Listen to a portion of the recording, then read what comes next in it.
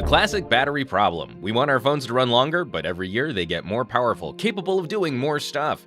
It's easy to overlook the fact that battery technology and capacity has been steadily improving.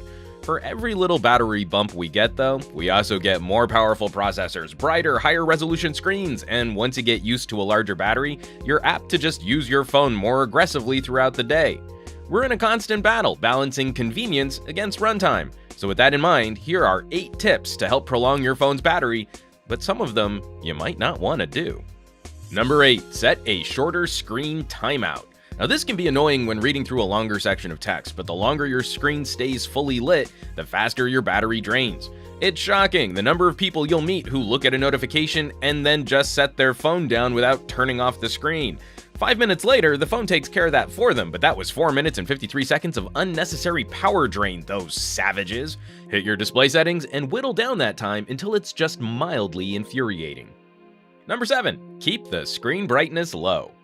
Auto brightness is convenient, but often you can push the brightness a bit lower and still actually see stuff on your display.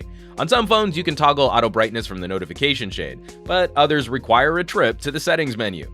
Again, we want to find that razor's edge balance between frustratingly unusable and barely tolerable, but every nit of display output hits your battery harder. Number 6, swap a fancy wallpaper for basic black. Sure, you've got this big, beautiful screen, but what benefit does an animated wallpaper really provide you? That's right, shorter battery life. Switching to a static wallpaper should take a little power pressure off of your phone. And if your handset uses an AMOLED display, switching to a dark theme, or at least using a black wallpaper should help reduce the amount of power draw from lighting up unnecessary pixels. Don't think of it as boring and plain, think of it as simple, clean, and efficient. Number 5, curb background data. It's pretty nifty how our phones pull all this information from the internet for us, even when we're not looking at those apps. But if we want to maximize runtime, we gotta put a stop to that. You can be really draconian and kill all background usage, or you can root out and curb the most offending apps. Regardless, I pretty much always shut down Facebook because it's Facebook.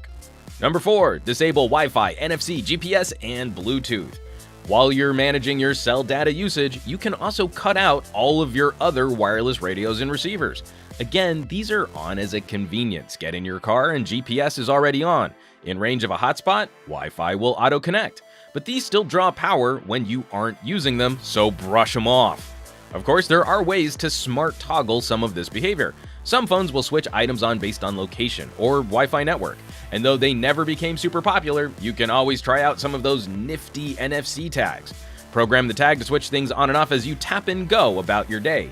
But really, most folks will probably just grumble about having to do this stuff manually until they give up and just take the battery hit for having these radios on all the time. We know you're lazy. Number 3, disable app auto updates. This one actually burned me at a baseball game where my phone found some carrier-branded Wi-Fi and then went to town updating a bunch of apps. I noticed the phone was running warm and yup, I lost a small chunk of my battery to a convenience setting. Hit up Google Play and shut that down. Number 2, do you really need haptic feedback? No, you don't. It is fun getting little pulses and vibrations from your phone. But that haptic feedback comes from a tiny little motor that steals from your battery. Okay, turning it off probably won't extend your battery life that much, but every little bit helps, right? And number 1, use those battery-saving features. We've got DOEs, we've got power savers, we've got resources, folks, use them. Maybe you aren't disciplined enough to manually handle all of these battery-saving tips and you just need a broadsword of a setting to hack at your phone's options for you. Chances are pretty good that your phone has some kind of mode which will auto-magically kill performance and screen brightness when your battery gets low. Well, why wait? Just turn that on now and reap the benefits of a lower power phone, resulting in longer battery life. And there you have it, folks, 8 handy tips to rein in performance and extend your Android's battery. Of course, in this day and age, our phones are increasingly adept at proactively serving us information, which some of these tips will aggressively disrupt.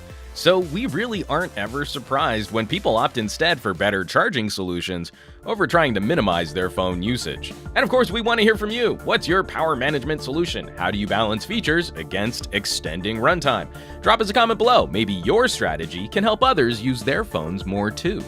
As always, thanks so much for watching. Be sure to subscribe to this channel for more fun tips and tricks, and hit that thumbs up button for a little extra positive reinforcement. For Pocket Now, I'm Juan Carlos Bagnell, some gadget guy on Twitter and Instagram, and I will catch you all on the next video.